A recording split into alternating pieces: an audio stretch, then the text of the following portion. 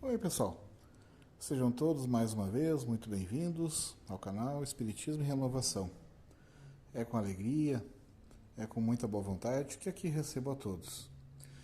Então, sem mais delongas, já peço a todos que curtam, os conteúdos deste canal, que compartilhem todos os materiais que nós colocamos, palestras, também colocamos avaliações, análises, de textos relevantes do Espiritismo, como por exemplo o Livro dos Espíritos. E hoje, que vamos fazer a análise de um capítulo do livro Pão Nosso. Então já peço desde já esse apoio, principalmente à causa espírita, que pode levar através deste e de outros materiais reflexões, renovações, enfim, uma maneira mais saudável, mais espiritualizada de entender as coisas da vida.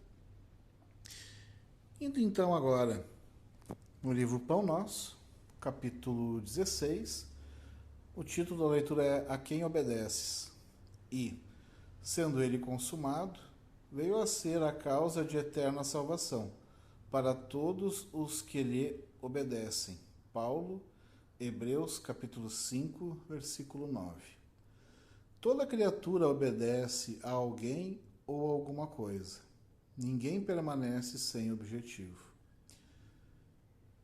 Esse princípio aqui, ele já traz reflexões bem oportunas, bem relevantes. A quem a gente obedece, em nossa vida? Qual é o nosso norte?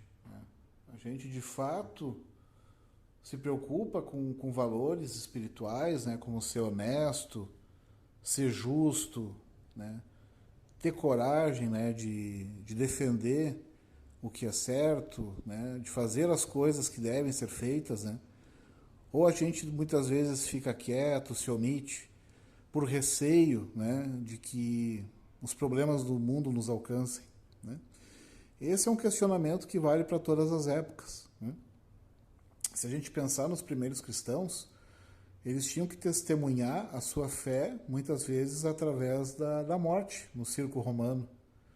Algumas vezes queimados, outras vezes devorados. Hoje também somos todos chamados a testemunhar o nosso entendimento cristão. Como é que a gente se posiciona frente a uma discriminação? Como é que nós posicionamos quando alguém presta falso testemunho? Como é que a gente se posiciona no dia a dia da vida?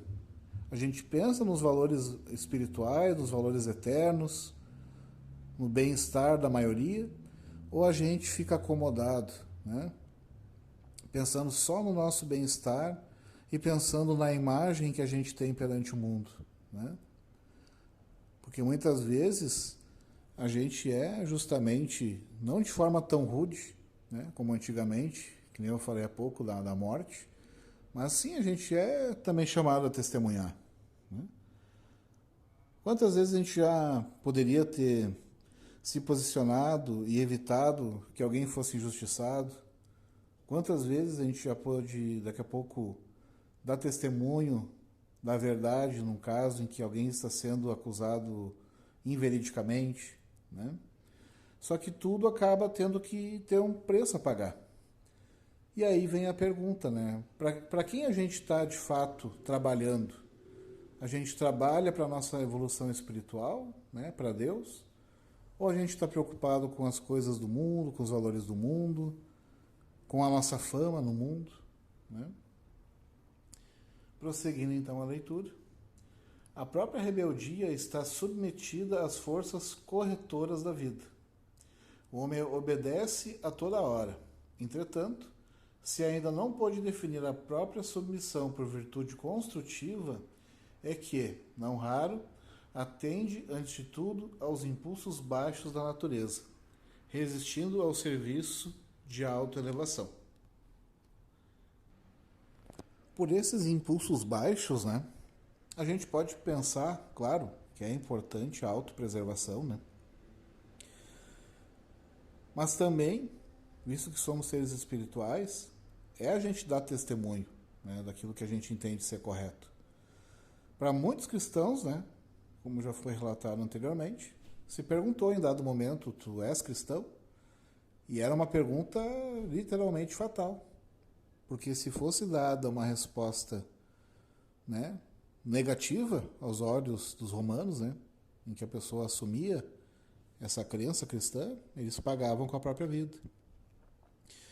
Então hoje também, quando daqui a pouco a gente pode estar numa associação de bairro, né, e daqui a pouco nos oferecem algum tipo de negócio escuso, propina, né, é como se alguém te perguntasse: meu irmão ou minha irmã, você é cristão mesmo?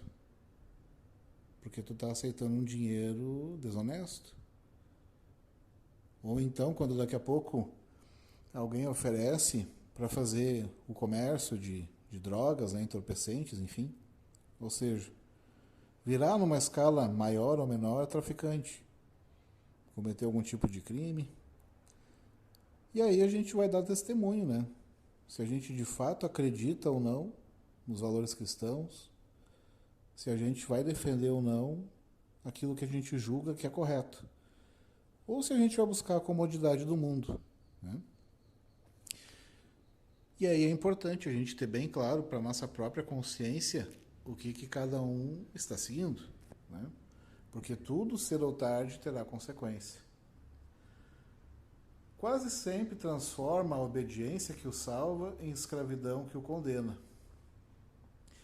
O Senhor estabeleceu as gradações do caminho, instituiu a lei do próprio esforço na aquisição dos supremos valores da vida e determinou que o homem lhe aceitasse os desígnios para ser verdadeiramente livre.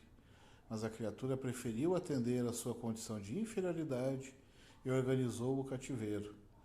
O discípulo necessita examinar atentamente o campo em que desenvolve a própria tarefa.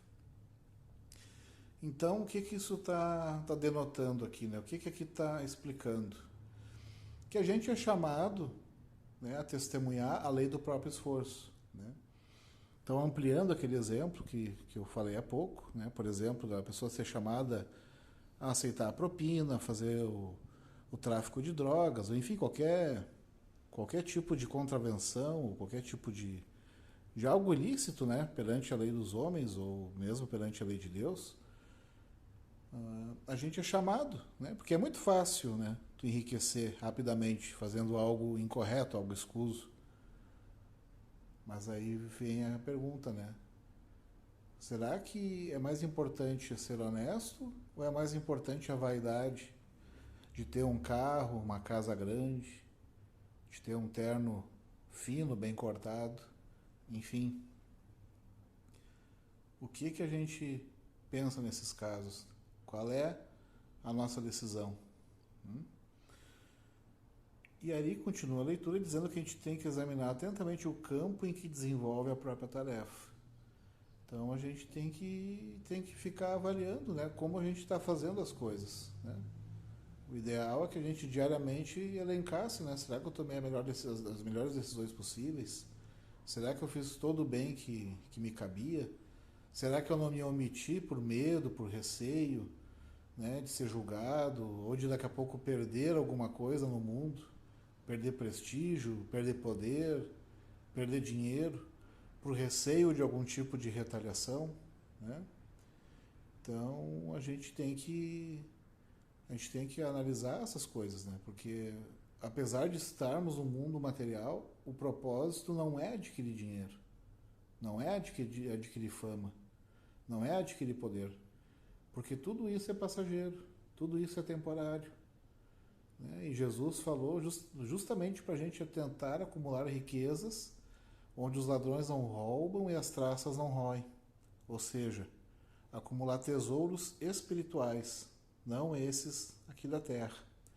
E isso não é, por óbvio, não quer dizer que a gente não possa trabalhar honestamente, adquirir as coisas, usufruir das coisas. O que a gente está dizendo é que a gente não pode ter por norte exclusivo isso, né? Apenas a aquisição de bens e de coisas materiais, né? Sejam elas coisas materiais ou que nem, por exemplo, a fama, o poder, né? Não é esse o propósito da encarnação. A quem obedeces? Acaso atendes, em primeiro lugar, às vaidades humanas ou às opiniões alheias, antes de observares o conselho do Mestre Divino? Então, aqui, mais claro impossível, né? A quem tu escuta? Tu escuta Jesus, né? O Cordeiro de Deus, o nosso Mestre, generoso, bondoso, o amigo de todas as horas, né? Que mostrou de forma sublime, né? De forma importante, na cruz, diariamente. Enfim, eu escuto ele ou eu me preocupo com a opinião de quem está no mundo, dos importantes temporariamente do mundo? É uma reflexão muito séria essa. É uma reflexão muito, muito importante. Pois em dado momento, ao desencarnar, a gente vai dar conta de todas essas escolhas. A gente vai receber a consequência de todas essas escolhas.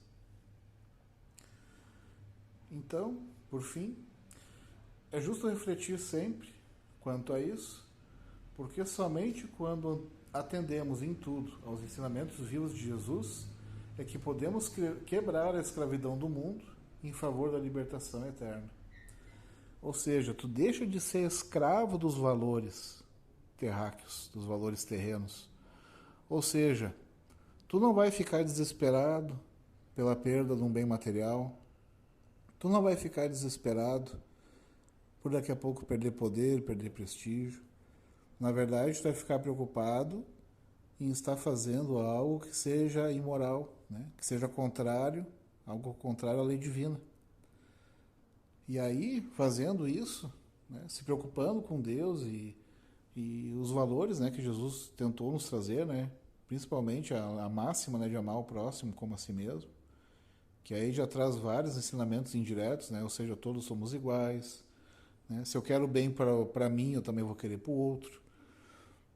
E é isso que de fato vai nos trazer a liberdade, né, vai quebrar a escravidão do mundo, ou seja, a escravidão dessas coisas passageiras. E vai trazer liberdade eterna, né? Porque uma vez que tu te desprende disso, né? Uma vez que a gente não volta na nossa evolução espiritual, a gente vai estar realmente livre.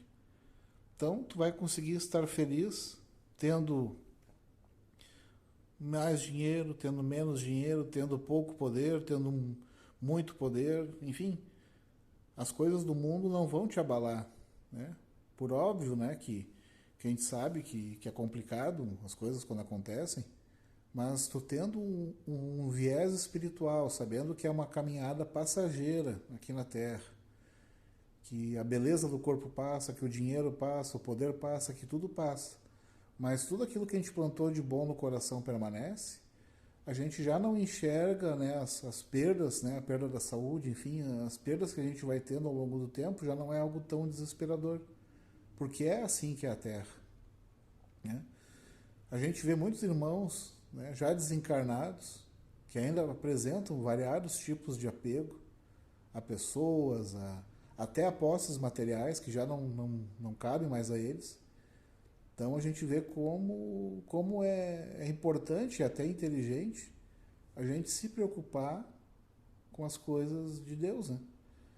E não é necessário, né, a gente buscar livros de filosofia avançada e tudo, porque todas as bases para a felicidade humana, elas estão contidas nos ensinamentos de Cristo. Então, a gente, tendo sabedoria, a gente pode alcançar essa liberdade prometida, né, por Jesus, e que Emmanuel nos traz aqui de forma brilhante nesse trecho. Agradeço a todos, então, por chegarem até aqui comigo, né, fazendo esse estudo. Que Deus abençoe a todos nós, que a gente tenha boas intuições durante os próximos dias em relação à nossa vida profissional, pessoal, né? E já peço mais uma vez para curtir, compartilhar o conteúdo e também fazer a inscrição no canal. Que Deus abençoe a todos nós e assim seja.